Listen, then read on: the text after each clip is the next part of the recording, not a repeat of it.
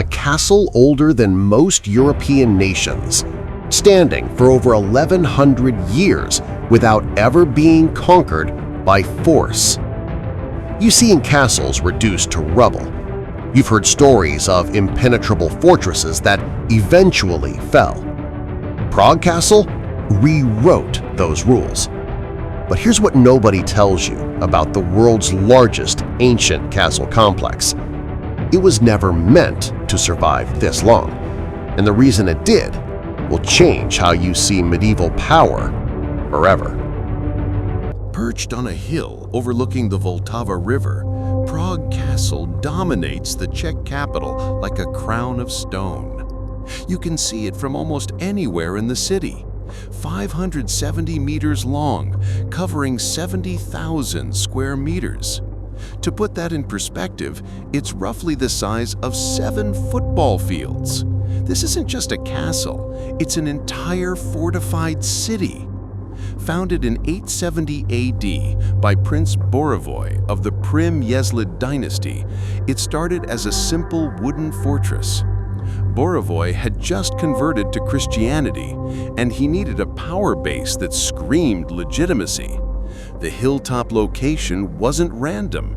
It gave military advantage, visual dominance, and spiritual symbolism all at once. Within decades, the wooden walls gave way to stone. By the 10th century, St. Vitus Church rose at its heart, the predecessor to the Gothic cathedral that pierces the skyline today. Walk through Prague Castle and you're walking through 1,000 years of architectural evolution. Romanesque foundations, Gothic spires, Renaissance gardens, Baroque facades. It's like flipping through Europe's style catalog, all in one location.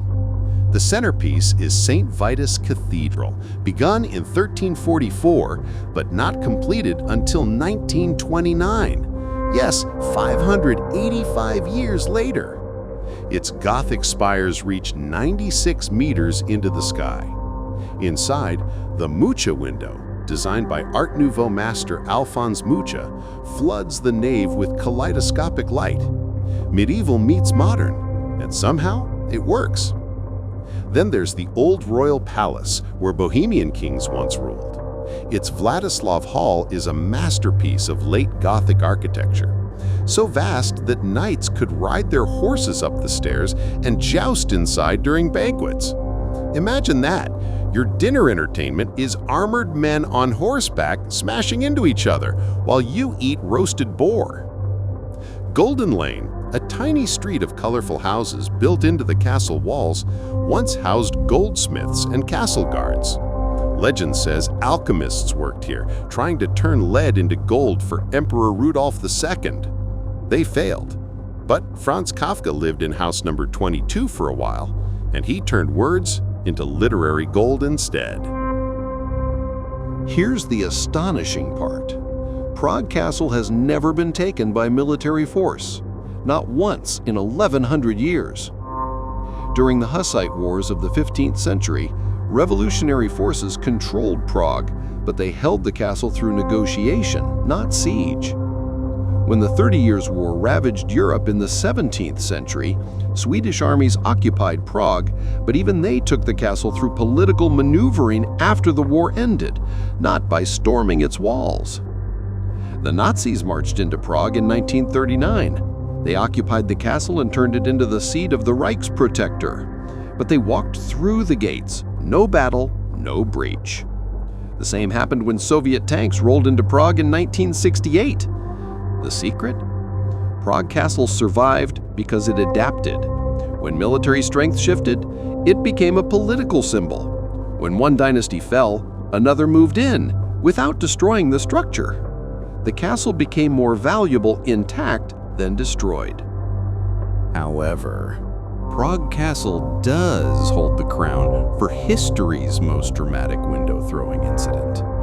On May 23, 1618, Protestant nobles stormed into the Bohemian chancellery inside the castle. They were furious about Catholic Habsburg oppression. Their solution? Grab 2 Catholic regents and their secretary, haul them to the window, and throw them out. It was a 21-meter drop. Miraculously, all three survived. Catholics claimed angels caught them. Protestants said they landed in a dung heap. Either way, this defenestration of Prague ignited the 30 Years' War, one of the most destructive conflicts in European history, killing roughly 8 million people. All because some angry nobles couldn't resist a dramatic exit strategy. Emperor Rudolf II ruled from Prague Castle in the late 16th and early 17th centuries, and he transformed it into Europe's most eccentric palace. Rudolf was obsessed with alchemy, astrology, and collecting bizarre objects. He filled the castle with everything from ancient manuscripts to exotic animals. His menagerie included lions that roamed the castle grounds. Yes, actual lions.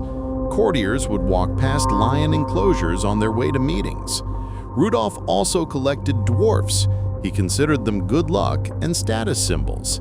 He employed famous astronomers like Tycho Brahe and Johannes Kepler, but also kept charlatans who promised to turn mercury into gold. Rudolf eventually descended into paranoia and possible mental illness. He refused to leave the castle for years, ruling an empire from behind stone walls while reality crumbled around him. His bizarre legacy is still visible in the castle's eclectic collections.